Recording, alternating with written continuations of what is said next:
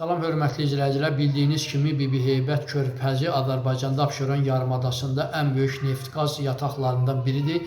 1910-cu ildə həmin körfəzi qurutmağa deməli qərar verilir. İdeyanın müəllifi Polşalı Pavel Potocki olur.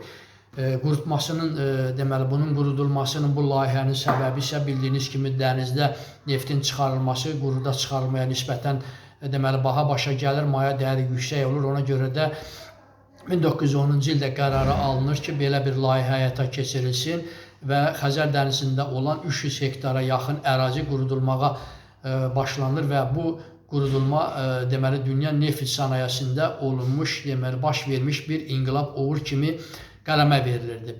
Və beləliklə də bu layihəyə başlanılır. Deməli bu layihə başa çatdıqdan sonra burada neft quyuları vurulur və neft çıxarılır.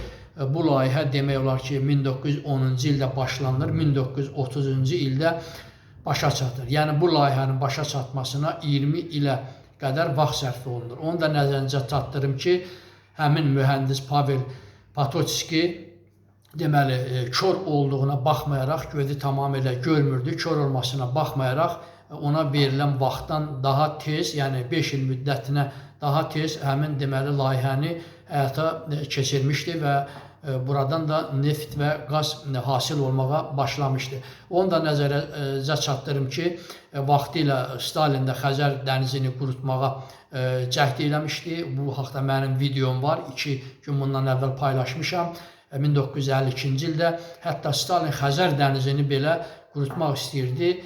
Lakin Sergey Jukun inatkarlığı nəticəsində onu Stalinə başa saldı ki, bu çox deməli xərc aparacaq, SSR-yə 10 milyard rubla başa gələcək, yəni 20 ilə qədər də vaxt lazımdır və Stalinin Xəzər dənizini deməli qurutmaqdan fikrini daşındırmışdı. Çox sağ olun, kanalıma abunə olmağı unutmayın.